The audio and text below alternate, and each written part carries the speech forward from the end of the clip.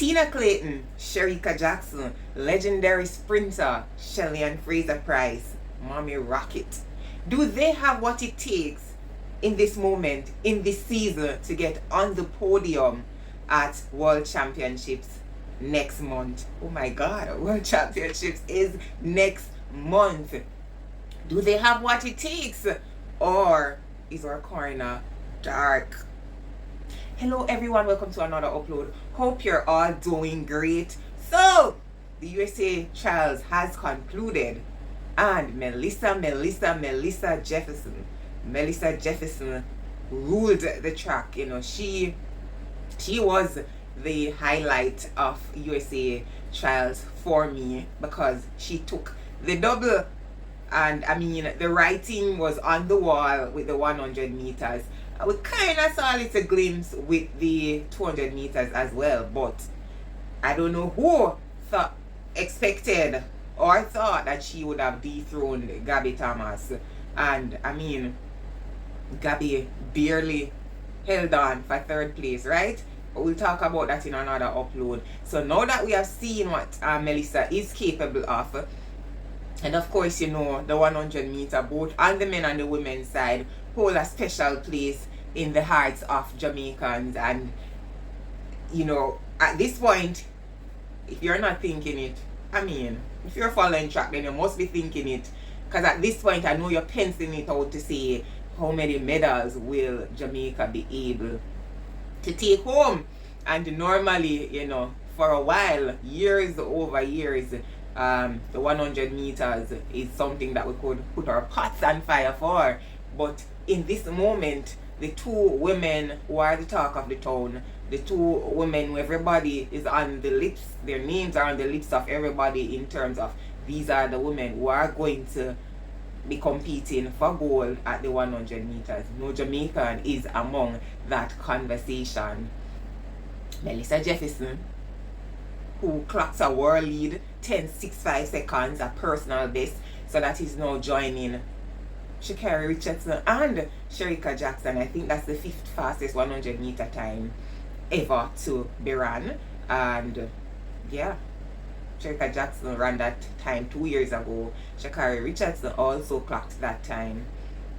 I think it was at previous World Championships. And now Melissa has joined the party, and nobody has, as I say, it's a world lead. Nobody has run 10.6 this season. And you could have seen that it was coming because she clocked low 10.7 probably 3 times this season. But was I anticipating her going that fast at the trials? Not really.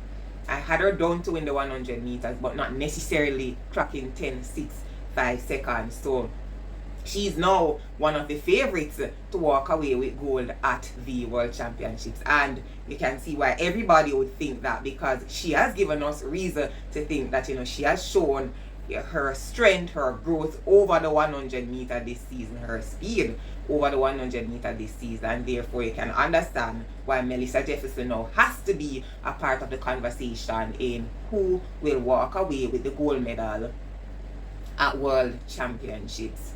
Of course, Julien Alfred has been in the conversation all season, and she has clocked some low 10.7s as well this season over the 100 meters, and she is still in the conversation. At the start of the season, I said that, you know, in my opinion, Julien Alfred was the girl to beat over the 100 meters. Is she still the girl to beat? I think so. And when we have seen Julien low 10.7s, and we know that 10.6 is somewhere there, right? So is it that, you know, Melissa unleashed her 10.6 too early? You know, is Julien Alfred waiting for the right moment to unleash that 10.6, something that we know she is capable of, that we can see based on her performance on the track, her low 10.7s. We can see that Julien Alfred has a 10.7 somewhere there, right? So I think that she is still very much at the top of that conversation as to who is going to walk away with gold over the 100 meters at World Championships. The start of the season, if you have been following my videos, I said that it is clear that Julien Alfred has eyes on the double, yeah, the 1 and the 2, and I still think that she does, and I still think that she is capable of winning the double at World Championships. And we're not talking about the 200 meters right now, but both Julien and Melissa have improved over the 200 meter this season. And we're talking about the 100 meters, but those ladies' name definitely is going to be a part of the conversation with the 200 meters.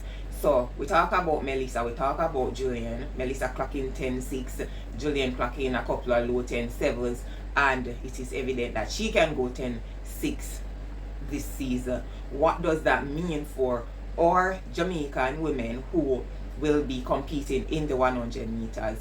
The 100 meter gold medal that we have enjoyed winning on numerous occasions, both at Worlds and Olympics. What does that mean for our ladies? Do they have what it takes to compete against a Melissa and a Julien Alfred to make top 3 and even win gold? So we have newcomer Tina Clayton, and her PB she ran this season 10.81. The truth is, based on how Melissa and Julien has been performing, we know that you might get to finals and you might not run a 10.6 at the finals. It depends on the conditions and all of those factors. But I mean, for your name to be in the conversation, you would have to demonstrate that you can clock a low 10.7 and possible even going over into 10.6. Tina Clayton, very young. This will be her first major championships. PB 10.81. Can she set a new PB? Anything is possible. Shelly-Ann Fraser-Pryce, her season's best 10.91. Can we get something better from Mommy Rocket? I know that all things are possible with Shelly-Ann Fraser-Pryce, but one of my concerns is that Shelly-Ann has not run a lot of race this season. Separate from the heats and finals at trials, she probably only ran one race, a Diamond League, in which she placed 4th. I know that she'll be running somewhere about the 12th of August, but would that be enough races for her to be race ready? Can legendary sprinter Mommy Rocket find a 10.7 this season? It's Shelly-Ann Fraser-Pryce, anything is possible.